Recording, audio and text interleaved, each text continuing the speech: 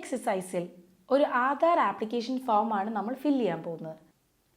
ഫോമിലുള്ള ക്വസ്റ്റ്യൻസിൻ്റെ കൂടെ പൊട്ടൻഷ്യൽ ആൻസേഴ്സിൻ്റെ ഒരു ലിസ്റ്റും കൂടെ കൊടുത്തിട്ടുണ്ട്. ഫോമിലുള്ള എല്ലാ ഫീൽഡുകൾക്കും അനുയോജ്യമായ ഓപ്ഷൻ തിരഞ്ഞെടുക്കുക.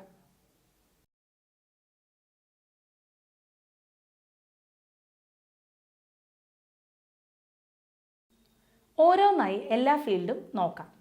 ആദ്യത്തെ ഫീൽഡിൽ ഫോർ നാമെ ആണ് ചോദിക്കുന്നത്. ഇതിൻ്റെ അർത്ഥം എന്തായിരിക്കും? ഫസ്റ്റ് നെയിം എന്നാണ് ഇവിടെ ചോദിക്കുന്നത്. മാക്സ് എന്നുള്ള പേര് നമുക്കിവിടെ എഴുതാം. അടുത്തത് നാഹ് നാമെ. ഫസ്റ്റ് നെയിം നമ്മളിപ്പോൾ എഴുതിയല്ലോ, അതുകൊണ്ട് ഇത് സിമ്പിൾ ഗസ് അല്ലേ? യെസ്, ലാസ്റ്റ് നെയിം അല്ലെങ്കിൽ യൂറോപ്പിൽ ചിലയിടങ്ങളിൽ പറയുന്ന പോലെ ഫാമിലി നെയിം എന്നാണ് ഇതിൻ്റെ അർത്ഥം. വെയ്ബർ എന്ന പേര് ജർമ്മനിയിൽ പോപ്പുലർ ആയ ഒരു ലാസ്റ്റ് നെയിമാണ്.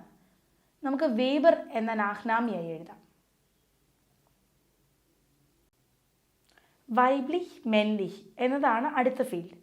സ്ത്രീയാണോ പുരുഷനാണോ എന്നാണ് ചോദിക്കുന്നത്. മാക്സ് ഒരു മെയിൽ ആയതുകൊണ്ട് എം എന്നോ മെൻലിഹ് എന്നോ ആ കോളമിൽ ആഡ് ചെയ്യാം. ഗെബോർട്സ് ഡാറ്റും. ഗെബോർട്ട് എന്നാൽ ബർത്ത് എന്നും ഡാറ്റും എന്നാൽ ഡേറ്റ് എന്നുമാണ് അർത്ഥം. സോ കൂട്ടി വായിക്കുമ്പോൾ ഡേറ്റ് ഓഫ് ബർത്ത് എന്നാണ് ഗെബോർട്സ് ഡാറ്റുമിൻ്റെ അർത്ഥം. അപ്പോൾ ഡേറ്റ് ഓഫ് ബർത്ത് 11/7/1991 എന്ന് ആഡ് ചെയ്യാം. നെക്സ്റ്റ് വരുന്നത് ആൾട്ടർ അല്ലെങ്കിൽ വയസ്സ്. മാക്സിൻ്റെ പ്രായം നമുക്ക് ഫില്ല് ചെയ്യാം. 30 Jahre alt. നമ്മൾ ഓൾറെഡി ഇഹ് വോണെ ഇൻ ന്യൂയോർക്ക് എന്നാൽ ഞാൻ ന്യൂയോർക്കിൽ താമസിക്കുന്നു എന്നാണ് പഠിച്ചത്. അപ്പോൾ വോണോർട്ട് എന്നാൽ എന്തായിരിക്കും? വോൺ എന്നാൽ ജീവിക്കുക, താമസിക്കുക എന്നും ഓർട്ട് എന്നാൽ സ്ഥലം എന്നുമാണ്.